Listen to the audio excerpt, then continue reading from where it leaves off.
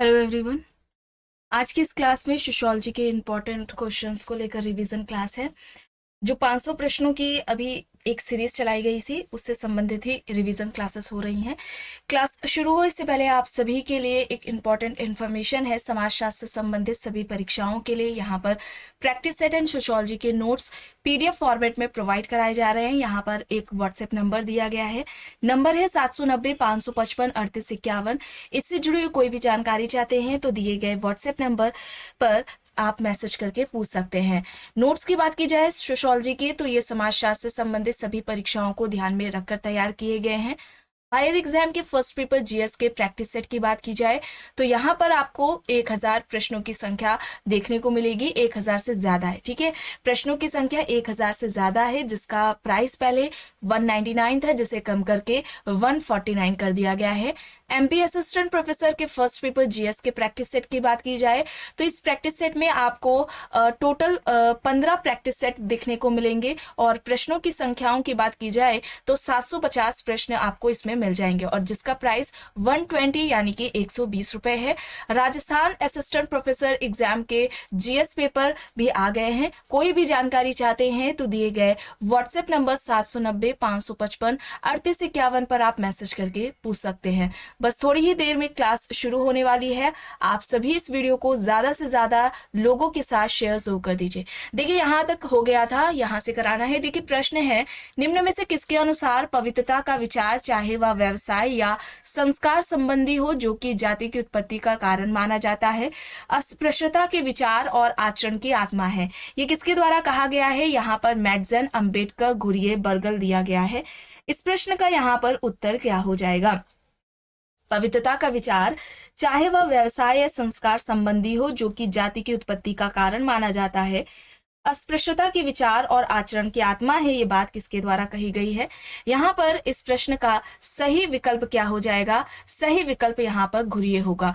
घुरिये विकल्प सी यहाँ पर राइट आंसर हो जाएगा। घुरिये ने जाति व्यवस्था की सबसे पहले बात की थी। जाति व्यवस्था की सबसे पहले व्यवस्थित तरीके से बात करने वाले जीएस घुरिये ही हैं। Caste, class and occupation, caste, class and occupation, ये इनकी पुस्तक है जिसमें इन्होंने जाति व्यवस्था की बात की थी और जाति व्यवस्था से संबंधित 6 विशेषताएं भी इनके द्वारा बताई गई हैं और उन विशेषताओं से संबंधित प्रश्न अक्सर परीक्षाओं में पूछे जाते हैं और जो कि आपको क्लासेस में बताए भी गए हैं। अब देखिए यहाँ पर प्रश्न है, अनुसूचित जाति शब्द का प्रयोग सर्वप्रथम किसके द्वारा किया गया? साइमन कमीशन, संविधान सभा, नेहरू समिति या फिर इनमें से कोई भी नहीं।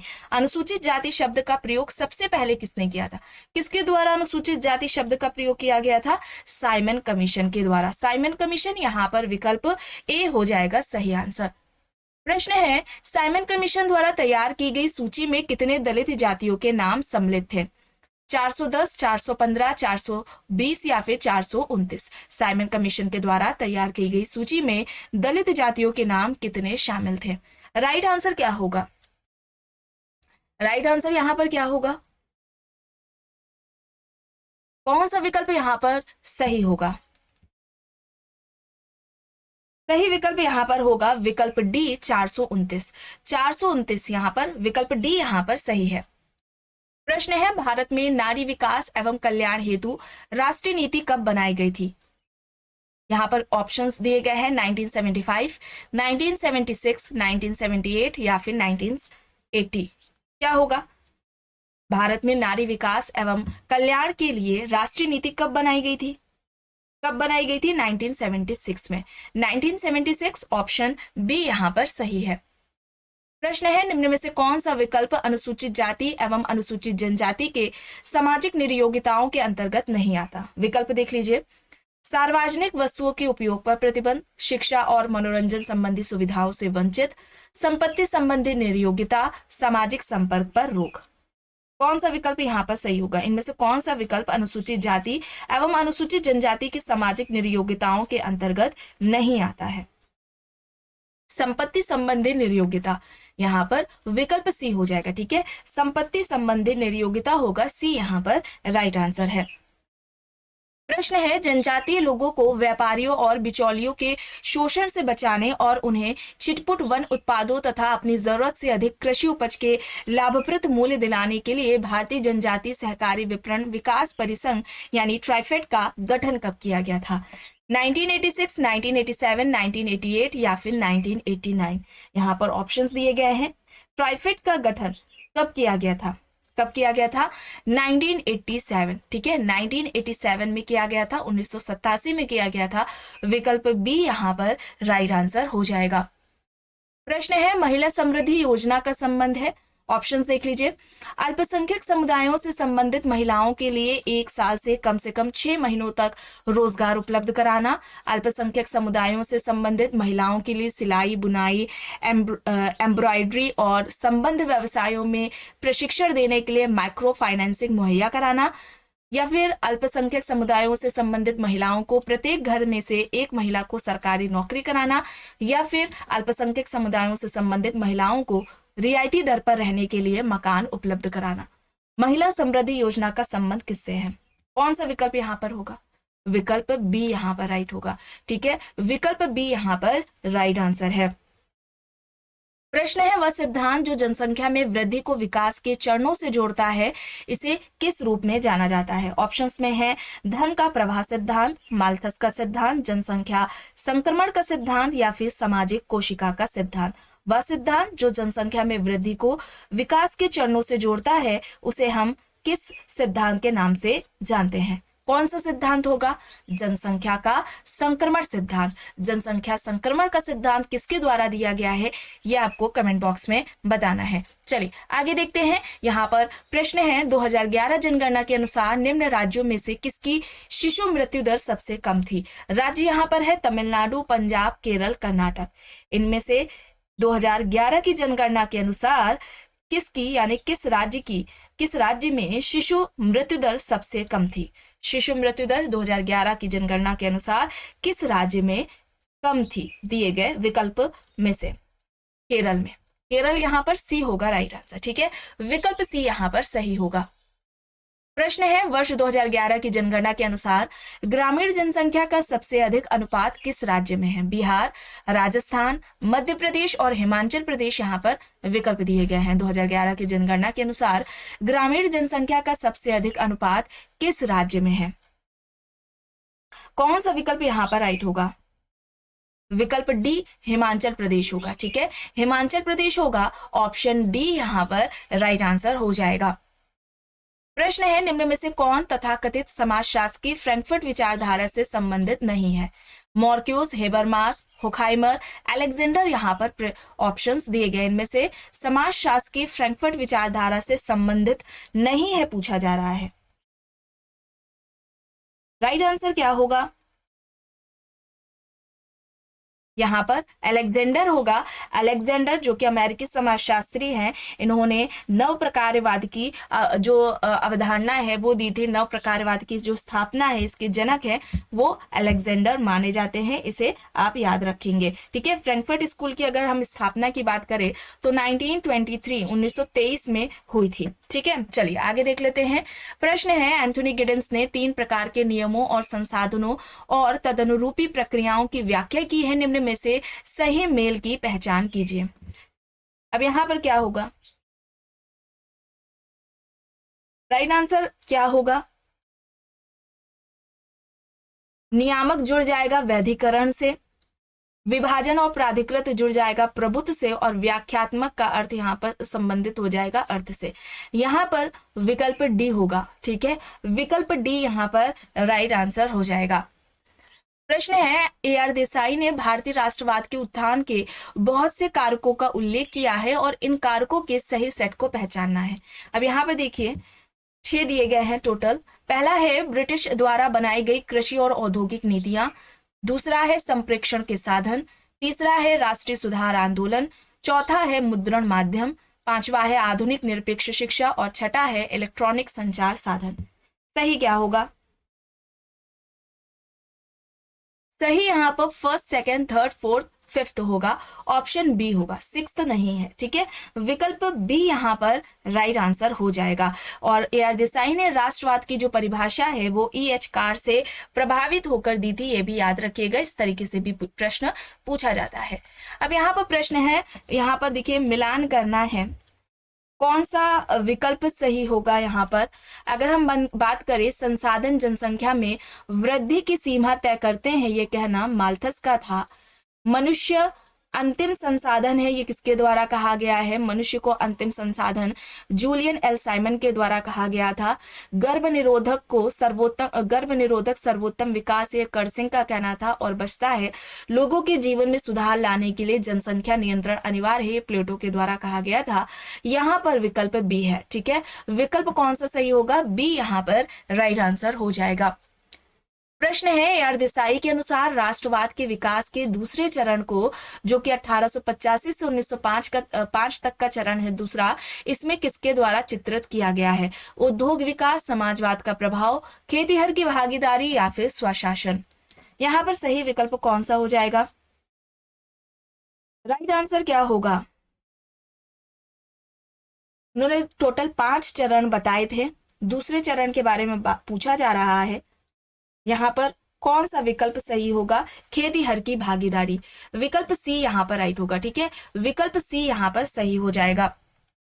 प्रश्न है, त्रिभुजन क्या है। ऑप्शंस देखिए, अनुसंधान की गुणात्मक विधि का एक प्रकार, गुणात्मक विश्लेषण का एक प्रकार, गुणात्मक और मात्रात्मक विधियों का समीक्षण, गैर प्रतिभागी अवलोकन का एक प्रकार। त्रिभुजन क्या है, गुणात्मक और मात्रात्मक विधियों का समीक्षण है, यहाँ पर विकल्प सी हो जाएगा सही। ठीक है, ऑप्शन सी यहाँ पर राइट होगा। प्रश्न है, पूर्वानुमान का ऐसा कथन जो सिद्धांत को यथार्थ से जोड़ने के प्रयास में चरों के बीच संबंधों का परीक्षण करने का आधार तैयार करता है, इसे कहा जाता है। ऑप्शंस में है प्रश्नावली, पूर्वधारणा, काल्पनिक अनुसूची। पूर्वानुमान का ऐसा कथन जो सिद्धांत को यथार्थ से जोड़ने के प्रयास में चरों के बीच संबंधों का परीक्षण करने का आधार तैयार करता है, इसे हम क्या कहेंगे, काल्पनिक कहेंगे। यहाँ पर सी होगा राइट। ठीक है, यहाँ पर सी हो जाएगा सही। प्रश्न है, मार्क्स और डेहरेनड्रॉफ के अनुसार एक सामाजिक समूह की असमान वर्ग स्थिति का निर्धारण निम्न में से किस रूप और सीमा तक किया जाता है जिस पर उसका नियंत्रण होता है। ऑप्शंस में है आर्थिक और सांस्कृतिक संसाधन, सांस्कृतिक और आर्थिक संसाधन, आर्थिक और राजनीतिक संसाधन, या फिर राजनीतिक और सांस्कृतिक संसाधन। मार्क्स और डेहरेनड्रॉफ के अनुसार पूछा जा रहा है, एक सामाजिक समूह की असमान वर्ग स्थिति का निर्धारण निम्न में से किस रूप और सीमा तक किया जाता है जिस पर उसका नियंत्रण होता है। विकल्प यहाँ पर सी होगा, आर्थिक और राजनीतिक संसाधन। ठीक है, आर्थिक और राजनीतिक संसाधन होगा। मार्क्स के अनुसार आर्थिक, डेहरेनड्रॉफ के अनुसार राजनीतिक, यहाँ पर सी हो जाएगा सही। प्रश्न है, समाज में प्रत्येक व्यक्ति की कई परिस्थितियां होती हैं और एक व्यक्ति से जुड़ी विभिन्न परिस्थितियों को निम्न रूप में जाना जाता है। परिस्थिति असंगति, परिस्थिति क्रम, परिस्थिति पुंज, परिस्थिति उत्तराधिकार। यहाँ पर विकल्प दिए गए हैं। समाज में प्रत्येक व्यक्ति की कई सारी परिस्थितियां होती हैं। ठीक है, प्रदत्त परिस्थिति होंगी, अर्जित परिस्थिति होंगी, और एक व्यक्ति से जुड़ी विभिन्न परिस्थितियों को हम क्या कहेंगे, स्टेटस एंड रोल। ये टॉपिक कंप्लीट कराया गया है, हम इसे स्टेटस सेट कहेंगे। और ये कॉन्सेप्ट किसके द्वारा दिया गया है, मर्टन के द्वारा दिया गया है। यहाँ पर सही होगा विकल्प सी। और सबसे पहले स्टेटस एंड रोल, परिस्थिति एवं भूमिका की सबसे पहले व्यवस्थित तरीके से बात करने वाले रॉल्फ लिंटन है। द स्टडी ऑफ मैन 1936 में आती है। अपनी इस पुस्तक में सबसे पहले लिंटन ने स्टेटस एंड रोल की बात की थी, परिस्थिति एवं भूमिका की बात की थी। अब देखिए यहाँ पर प्रश्न है, निम्न पुस्तकों को कूट का प्रयोग करते हुए कालक्रम में लगाना है, कौन सा सही होगा।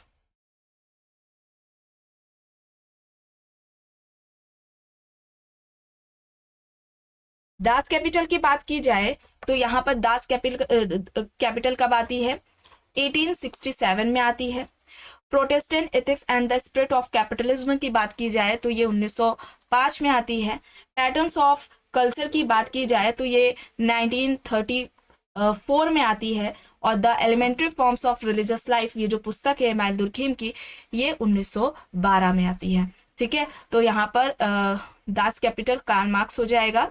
फिर उसके बाद Protestant ethics and spirit of capitalism, जो कि मैक्स वेबर की वो आ जाएगी। और उसके अलावा यहाँ पर इसे ये कर लीजिए, ठीक है, first second fourth, option D, ठीक है, ऑप्शन क्या होगा, डी यहाँ पर राइट आंसर हो जाएगा। ठीक है, चलिए आगे देख लेते हैं। प्रश्न है, समाजशास्त्र एक ऐसा शास्त्र है जिसमें सामाजिक कृत्य की व्याख्यात्मक समझ किया जाता है। इस रूप में समाजशास्त्र की परिभाषा निम्न में से किसने दी? टॉलकिट, पार्सन्स, मैकएवर, दुर्खीम और मैक्स वेबर यहाँ पर दिए गए हैं विकल्प।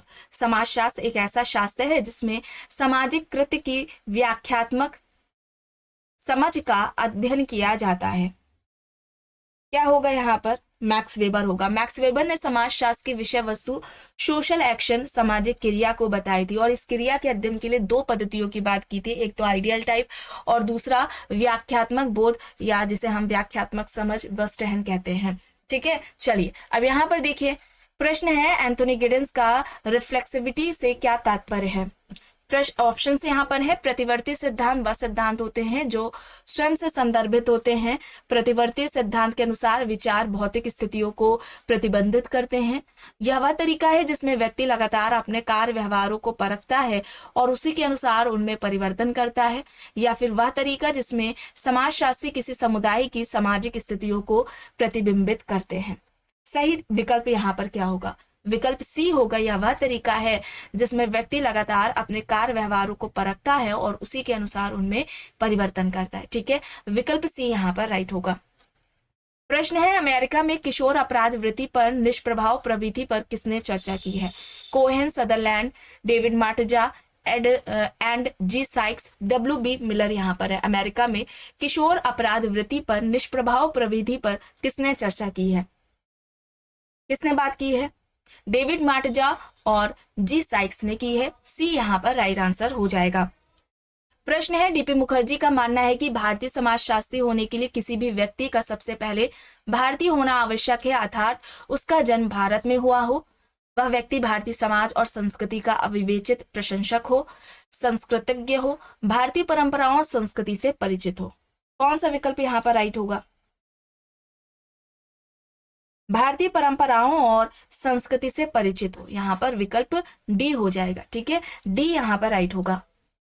प्रश्न है, अब देखिए यहाँ पर अधिनियम दिया गया है, इसे मिलान करना है। प्रसूति सुविधा अधिनियम की बात की जाए तो ये कब आता है? 1961 में आता है। औद्योगिक विवाद अधिनियम की बात की जाए तो ये 1947 में आता है। कारखाना अधिनियम की बात की जाए तो इससे संबंधित हो जाएगा 1948 और कर्मकार प्रतिकार अधिनियम 1923 में। यहाँ पर विकल्प ए होगा। ठीक है, विकल्प ए यहाँ पर राइट आंसर हो जाएगा।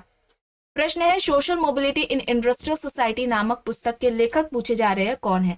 किसके द्वारा social mobility in industrial society लिखी गई? ऑप्शंस में है SM Lipset and R Bendix, RK Merton, Peter L Berger, R Bendix यहाँ पर है। Social mobility in industrial society, इस पुस्तक के लेखक कौन है, किसके द्वारा ये लिखी गई है? लिप्सेट एंड बेंडिक्स के द्वारा लिखी गई है। यहाँ पर ऑप्शन ए हो जाएगा सही। प्रश्न है, 73वें संवैधानिक संशोधन में ग्राम पंचायतों ने निम्न उपबंधों को शामिल किया है। कूट के अनुसार सर्वाधिक सही युग्म का पहचान करना है। यहाँ पर क्या होगा? यहाँ पर विकल्प क्या होगा? महिलाओं के लिए आरक्षण, दलितों के लिए आरक्षण और निर्णय लेने में ग्राम सभा को शामिल करना। यहाँ पर फर्स्ट, सेकंड, थर्ड होगा। ऑप्शन डी यहाँ पर राइट आंसर हो जाएगा। ठीक है, विकल्प डी यहाँ पर राइट है। प्रश्न है, सोशल डेविस इन इंडिया नामक पुस्तक के लेखक पूछा जा रहा है, कौन है? देखिए सुशील चंद्रा है, MZ खान दिए गए हैं, SP श्रीवास्तव हैं और R आहूजा यहाँ पर विकल्प है। सोशल डेविस इन इंडिया किसके द्वारा लिखी गई है? Social Davis in India Sushil Chandra के द्वारा लिखी गई है। यहाँ पर ऑप्शन ए हो जाएगा सही, विकल्प ए यहाँ पर राइट आंसर है। प्रश्न है, द अल्टीमेट रिसोर्स नामक पुस्तक के लेखक कौन है? Paul Ehrlich, Julian Lincoln Simon, Frank Notestein, Kingsley Davis. The ultimate resource किसकी पुस्तक है? कौन है लेखक इसके? Julian Lincoln Simon. यहाँ पर विकल्प बी होगा। ठीक है, जूलियन लिंकन साइमन होगा, बी यहाँ पर राइट होगा। आखिरी प्रश्न है, वास्तविकता की सामाजिक रचना के लेखक थे कौन? पीटर बर्जर, ब्रिगेड बर्जर और पीटर बर्जर और टिलकमैन, या फिर निकोलस लोहमैन। वास्तविकता की सामाजिक रचना के लेखक पूछे जा रहे हैं। कौन थे? पीटर बर्जर एंड लकमैन थे। सी यहाँ पर राइट आंसर हो जाएगा। तो आज की इस क्लास में बस इतना ही। आई होप ये आपको पसंद आई होगी। अगर पसंद आई है तो प्लीज लाइक करिएगा, कमेंट करके जरूर बताइएगा। चैनल पर अगर आप नए हैं तो चैनल को भी जरूर सब्सक्राइब कर लीजिएगा एंड इस वीडियो को जितना हो सके ज्यादा से ज्यादा लोगों के साथ शेयर भी जरूर करिएगा।